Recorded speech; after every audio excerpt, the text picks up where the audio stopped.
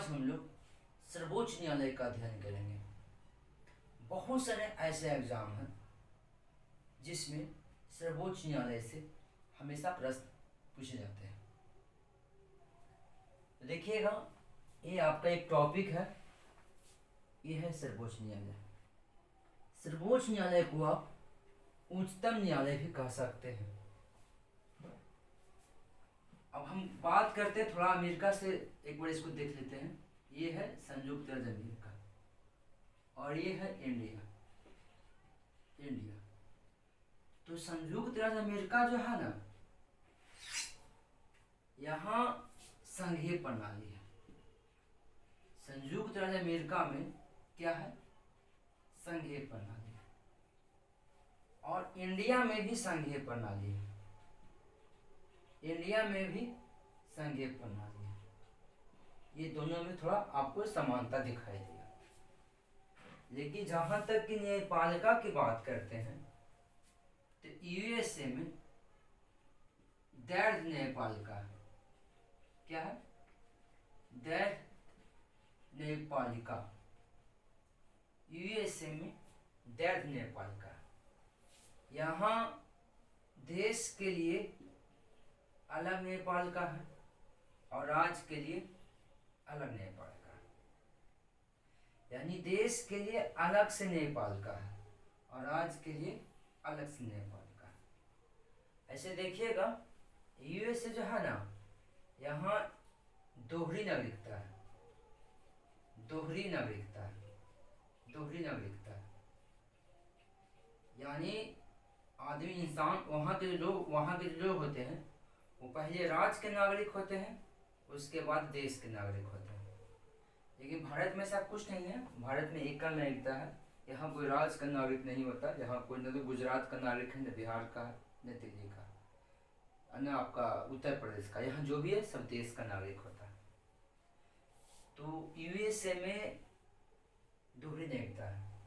यहाँ राज्य का अपना संविधान है और देश का अपना संविधान है। और यहाँ की न्यायपालिका का भी यही हाल है।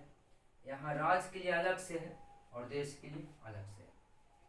लेकिन अगर भारत की हम बात करें ना, तो भारत में एकीकृत न्यायपालिका है। एकीकृत न्यायपालिका है। यानी कहने का मतलब ये हुआ कि पूरे देश के लिए एक ही न्यायपालिका है, वो है सर्वोच्च न्यायालय। वो है सर्वोच्च न्यायालय। आपको लग रहा होगा कि तो राज्य का भी होता है, जैसे बिहार का पटना उच्च न्यायालय। तो देखिएगा, पटना उच्च न्यायालय है ना, वो मानते हैं कि बिहार का है, बिहार में। लेकिन ये सर्वोच्च न्यायालय का जूनियर है, जिसको हम बोल रहे हैं उच्च न्यायालय। ये सर्वोच्च न्यायालय का जूनियर है। ये इसी के आधार पे काम करता है। इससे नीचे आता है जिला न्यायालय। इससे नीचे क्या आता है? जिला न्यायालय आता है। तो उच्च न्यायालय सर्वोच्च इसके तरह है। उच्च न्यायालय सर्वोच्च न्यायालय से अलग नहीं है। ये इनसे जूनियर है। और किसी भी न्यायिक फैसले की जब बात आती है तो लास्ट फैसला यही सुनाता है। तो भारत में जो न्यायपालिका है वो एकीकृत है। यानी हम लिख सकते हैं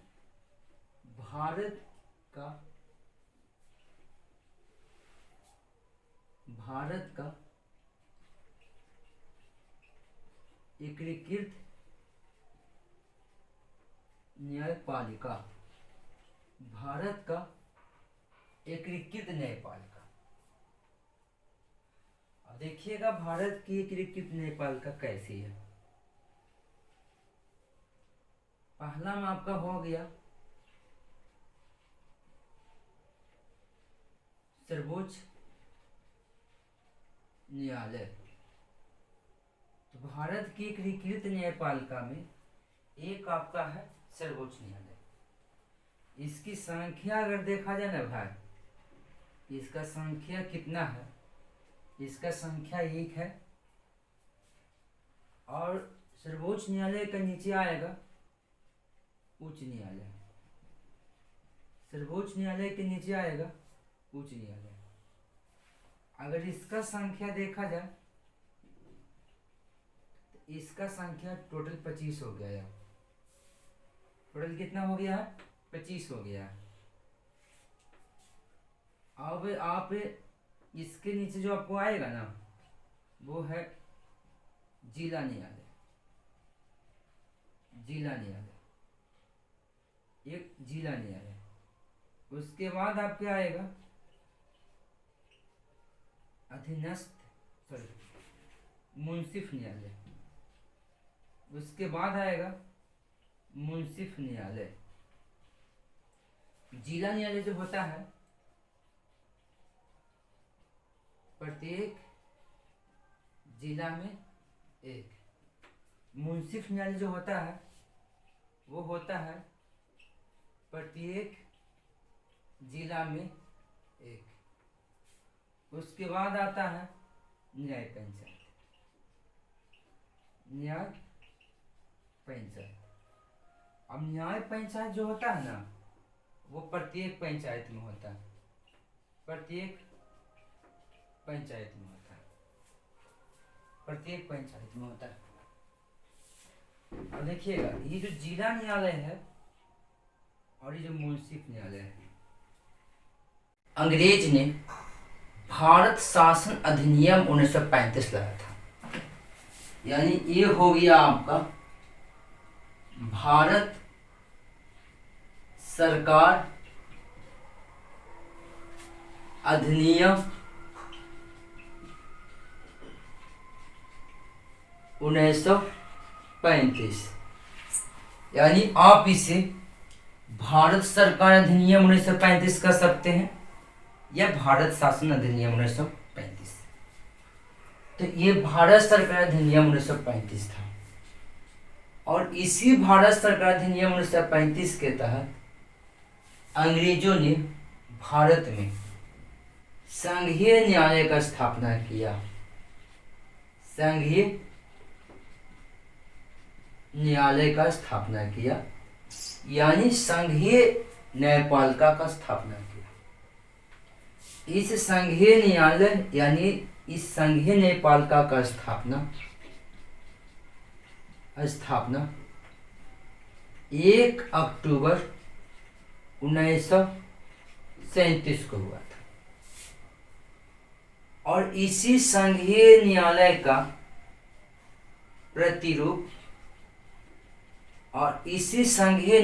प्रतिरूप हमारा सर्वोच्च न्यायालय है। हमारा सर्वोच्च न्यायालय है। तो भारत का जो सबसे ऊंचा न्यायालय सर्वोच्च न्यायालय है, वो किसके प्रतिरूप है? संघीय न्यायालय का। और इस संघीय न्यायालय का स्थापना कब हुआ है? 1 अक्टूबर 1937 को। और इस संघीय न्यायालय का स्थापना किस अधिनियम के तहत हुआ है? भारत सरकार अधिनियम 1935। अब चलते हैं हम सर्वोच्च न्यायालय की तरफ। तो देखिएगा, ये आपका सर्वोच्च न्यायालय है। सर्वोच्च न्यायालय की अगर हम स्थापना की बात करते हैं ना, तो इसका स्थापना 28 जनवरी 1950 को हुआ था। इसका स्थापना यानी स्थान देखा जाए तो इसका स्थापना का जो स्थान है वो है तिलक नगर। तिलक नगर, ये तिलक नगर पड़ता है आपका दिल्ली में। और इसका उल्लेख किस भाग में किया गया है? तो वो भाग है 5। और इसका उल्लेख किस अनुच्छेद में किया गया है? यानी किस अनुच्छेद में? अनुच्छेद 124 से 147। यानी सर्वोच्च हमारा देश का संविधान 26 जनवरी 1950 को लागू होता है और 18 जनवरी 1950 ईस्वी को सर्वोच्च न्यायालय का स्थापना होता है। इसका स्थापना दिल्ली के तिलक नगर में हुआ है। इसका उल्लेख भाग 5 में किया गया है। अगर अनुच्छेद पूछा जाए 124 से 147। अब देखिएगा, अनुच्छेद 124 में सर्वोच्च न्यायालय का यानी सर्वोच्च न्यायालय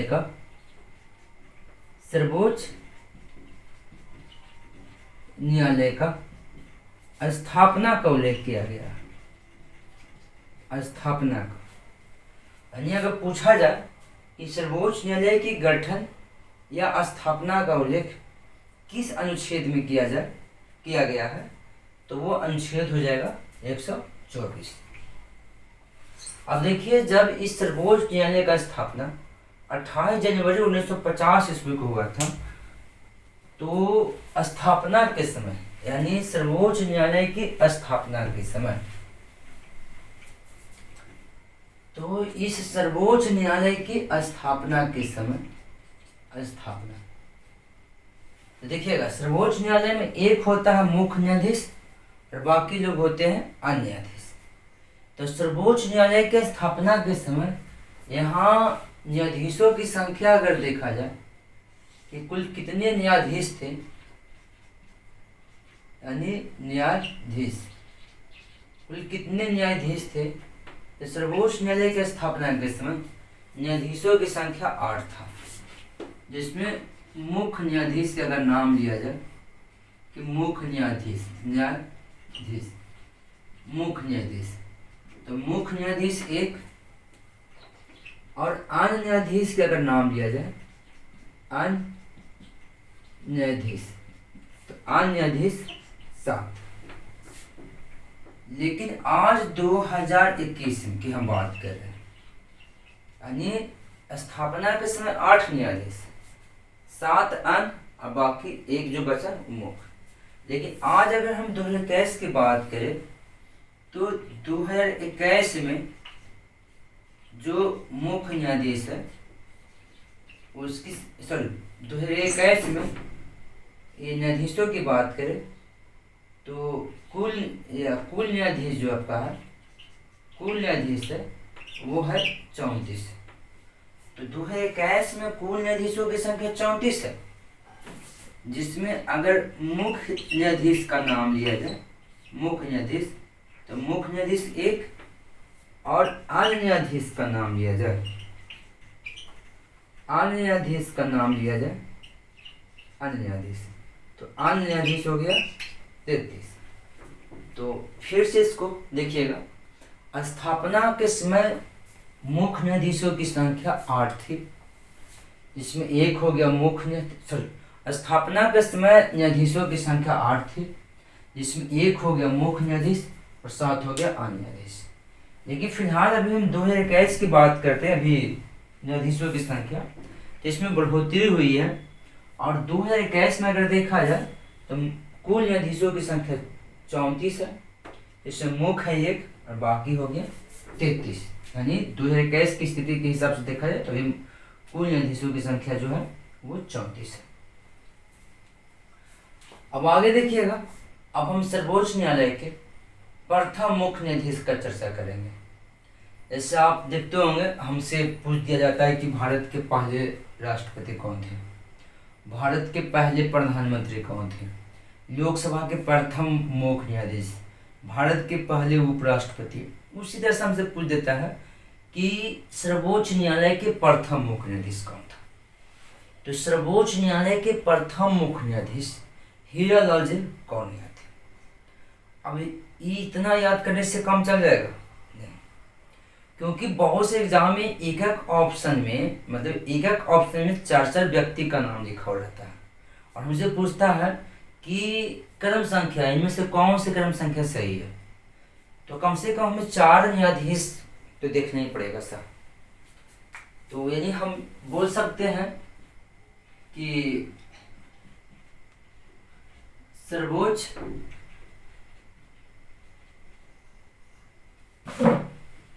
न्यायालय के मुख्य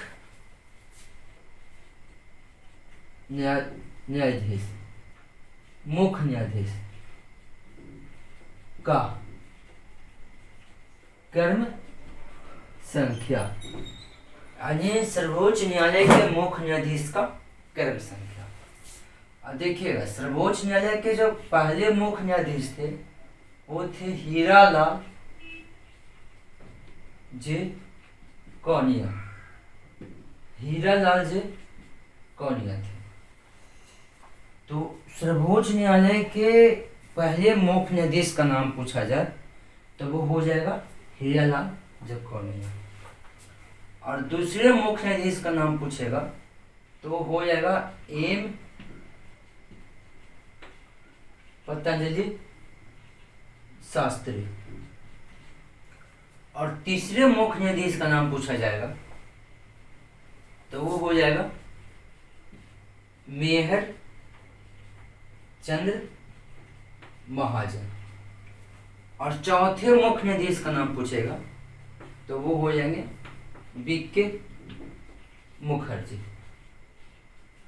तो ये हो गया सर्वोच्च न्यायालय के 4 मुख्य न्यायाधीशों का क्रम संख्या। तो इस तरह से आपको याद करना है। सर्वोच्च न्यायालय के पहले मुख्य न्यायाधीश हीरालाल जे कौनिया, दूसरे एम पतंजलि शास्त्री, याद रहेगा बाबा रामदेव का ब्रांड है पतंजलि, तीसरे हो गए मेहर चंद्र महाजन, और चौथे हो गए बीके मुखर्जी। अब देखिए बात करते हैं महिला का। तो देखिए अब तक कोई महिला सर्वोच्च न्यायालय का मुख्य न्यायाधीश नहीं बनी है, मुख्य न्यायाधीश नहीं बनी है। तो कभी आपसे पूछ दे कि अब तक भारत की कितनी महिलाएं सर्वोच्च न्यायालय के मुख्य न्यायाधीश बनी है, या सर्वोच्च न्यायालय का मुख्य न्यायाधीश बनने वाली पहली महिला कौन है, तो अब तक कोई महिला सर्वोच्च न्यायालय का मुख्य न्यायाधीश नहीं बनी है। हाँ, लेकिन न्यायाधीश बनी है, मुख्य न्यायाधीश तो नहीं बनी है लेकिन न्यायाधीश बनी है। और सर्वोच्च न्यायालय के न्यायाधीश बनने वाली अगर प्रथम महिला का अगर नाम लिया जाए तो वो हो जाएगा फातिमा बीबी, फातिमा बीबी हो जाएगा। और इन लोग का हम चर्चा कर लेते हैं। देखिएगा हीरालाल जे कौनिया जो थे ना, वो गुजरात से संबंध रखते थे। ये गुजरात, हीरालाल जे कौनिया गुजरात के रहने वाले थे। तो ये भी सवाल आ सकता है कि सर्वोच्च न्यायालय के पहले मुख्य न्यायाधीश भारत के किस राज्य के थे, तो गुजरात के थे। ये 1950 से 1951 तक मुख्य न्यायाधीश रहे। अब आपको लग रहा होगा कि तो बहुत कम समय तक रहे भाई, तो देखिएगा इनका मृत्यु हो गया था 1951 में। हीरालाल जे कौनिया जो है ना, उनको हटा नहीं दिया गया था कि नहीं भाई आपको हटाया जाता है या आपका 65 साल पूरा हो गया है, क्योंकि सर्वोच्च न्यायालय का मुख्य न्यायाधीश बनने का कोई न्यूनतम उम्र नहीं होता है। अगर चाहते हैं कि हम सर्वोच्च न्यायालय का मुख्य न्यायाधीश बने, इसके लिए कोई न्यूनतम उम्र नहीं है, लेकिन अधिकतम उम्र 65 साल है। 65 साल के बाद आपको हटा दीजिएगा। तो सर्वोच्च न्यायालय का मुख्य न्यायाधीश हीरालाल जे कौनिया है, वो 1950 से 51 तक रहे हैं। अब यहाँ से हमें लग रहा है कि क्या इनका 65 साल हो गया था, क्या हुआ? तो देखिए इनका 65 साल नहीं हुआ था, इनका मौत हो गया था। क्या हुआ था? मौत हो गया था। तो बात वहाँ पे ये हुआ कि भारत के ये पहले मुख्य न्यायाधीश है जिनका मृत्यु कार्यकाल के दौरान ही हुआ था, यानी 1951 में इनका निधन हो गया था। इनका निधन हो गया। अब निधन हो गया तो सर्वोच्च न्यायालय का मुख्य न्यायाधीश का तो पद खाली। तो ऐसी परिस्थिति में हमारे देश के पहले राष्ट्रपति डॉक्टर राजेंद्र प्रसाद मद्रास उच्च रहने वाले थे। नेहरू जी तो इन्हें मुख्य न्यायाधीश बनाने का इच्छा नहीं जताए थे, वो इसका विरोध भी किए थे। लेकिन डॉक्टर राजेंद्र प्रसाद यानी भारत के पहले राष्ट्रपति डॉक्टर राजेंद्र प्रसाद एम पतंजलि शास्त्री को भारत के दूसरे मुख्य न्यायाधीश बना दिए। ऐसे देखिएगा हीरालाल जे कौनिया का पुत्र जो है ना, हीरालाल जे कौनिया का जो पुत्र है वो है एम.एच. मुखर्जी। एम.एच. मुखर्जी ये भारत के 23वें मुख्य न्यायाधीश बने। ये भारत के 23वें मुख्य न्यायाधीश बने, यानी पिता भी मुख्य न्यायाधीश और पुत्र भी मुख्य न्यायाधीश है ना भाई। यानी उस पिता पुत्र का नाम बता दीजिए आप जो मुख्य न्यायाधीश बने हैं। तो हीरालाल जे कौनिया और एम.एच. कौनिया। हीरालाल जे कौनिया है वो पहले मुख्य न्यायाधीश है। इनके बेटे M H. Kania, sorry M H. Mukherjee लिखा गया है, इनके बेटे एम.एच. कौनिया एमएच कौलिया भारत के 23वें मुख्य न्यायाधीश बने, भारत के 23वें। अब देखिएगा, ये है मेहर चंद्र महाजन। मेहर चंद्र महाजन जो है ना, थोड़ा सा देखिएगा, भारत 1947 में आज़ाद हुआ था, बोले तो 15 अगस्त 1947 को। उस समय जम्मू कश्मीर भारत का अंग नहीं बना था, और जम्मू कश्मीर का जो राजा जो था ना, वो था हरि सिंह। जम्मू कश्मीर का राजा कौन था? हरि सिंह था।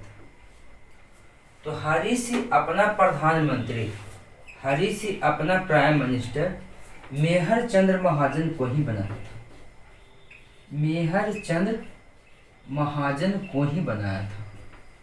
यानी कहने का मतलब ये हुआ कि जब जम्मू कश्मीर भारत का अंग नहीं बना था, तो जम्मू कश्मीर का राजा हरि सिंह था। तो उस जमाने में मतलब राजा एक प्रधानमंत्री रखते थे। जैसे आप देखिएगा, चंद्रगुप्त मौर्य अपने प्रधानमंत्री कौटिल्य को बनाया था। तो हरि सिंह जो है वो अपना प्रधानमंत्री, यानी जम्मू कश्मीर का राजा हरि सिंह, या जम्मू कश्मीर का अंतिम राजा हरि सिंह, अपना प्रधानमंत्री मेहर चंद्र महाजन को बनाया था। और मेहर चंद्र महाजन के ही सहयोग से जम्मू कश्मीर भारत का अंग भी बना। यानी मेहर चंद्र महाजन एक प्रयास किया कि जम्मू कश्मीर को भारत का अंग बनाया जाए। तो जम्मू कश्मीर को भारत का अंग बनाने में एक बड़ी भूमिका किसकी थी? मेहर चंद्र महाजन को। ऐसे जम्मू कश्मीर को भारत की तरफ खींचा है, या भारत में जैसे भी हो, वो अपने दिमाग से कहिए या जो भी कहिए, वो सरदार वल्लभ भाई पटेल की भूमिका भी। तो देसी रियासत को भारत का अंग बनाने में भूमिका अगर पूछे तो सरदार वल्लभ भाई पटेल का होगा। लेकिन कौन से ऐसे व्यक्ति हैं जो जम्मू कश्मीर को भारत मिलाने में एक बड़ी योगदान दिया? वो है मेहर चंद्र महाजन। अब देखिएगा आगे क्या हुआ ना, कि देश का बंटवारा हो रहा था। तो देश का बंटवारा हुआ तो एक बना पाकिस्तान और दूसरा बना हिंदुस्तान। तो एक आपका हिंदुस्तान हो गया और दूसरा हो गया पाकिस्तान।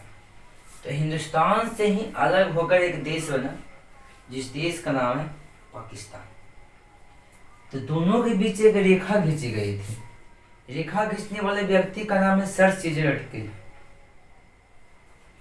अब ये जो रेखा खींचा गया था ना, इसके लिए एक आयोग बना था जिसका नाम था रेडक्लिफ आयोग। रेडक्लिफ आयोग। जैसे क्या है भाई कि अगर भारत और पाकिस्तान के बीच सीमा रेखा खींचा जा रहा है तो थोड़े पूरा देश टूट के उसमें पहुंच जाए कि नहीं भाई हम भी घिसने में रहेंगे। तो सर सीजर रेडक्लिफ ने कहा कि हम एक आयोग बनाते हैं जिसका नाम रहेगा रेडक्लिफ आयोग, और पाकिस्तान की तरफ से मुस्लिम लीग अपना नेता रेडक्लिफ आयोग में भेजे, और हिंदुस्तान की तरफ से कांग्रेस अपना नेता यानी अपना उम्मीदवार, अपना प्रतिनिधि या अपना उम्मीदवार रेडक्लिफ रेखा में भेजा। ऐसी परिस्थिति में मुस्लिम लीग की भी तरफ से रेडक्लिफ रेखा में उम्मीदवार भेजा गया, और भारत की तरफ से कांग्रेस ने भी भेजा। तो कांग्रेस ने अपना उम्मीदवार मेहर चंद्र महाजन को ही बना कर भेजा गया था। तो यानी हम बोल सकते हैं कि सर्वोच्च न्यायालय के जो तीसरे मुख्य न्यायाधीश है, सर्वोच्च न्यायालय के जो तीसरे मुख्य न्यायाधीश मेहर चंद्र महाजन है, वो जम्मू कश्मीर का प्रधानमंत्री भी रह चुका है। वो रेडक्लिफ रेखा खींचे जाने वाली रेडक्लिफ आयोग का एक उम्मीदवार भी रह चुका है, एक प्रतिनिधि भी रह चुका है, और जम्मू कश्मीर को भारत में मिलाने में बड़ा भूमिका भी निभाया है, और ये सर्वोच्च न्यायालय का तीसरा मुख्य न्यायाधीश भी रह चुका है। ऐसे देखिएगा, सर्वोच्च न्यायालय का चौथे मुख्य न्यायाधीश है ना, उसका नाम है बीके मुखर्जी। उसका नाम क्या है? बीके मुखर्जी।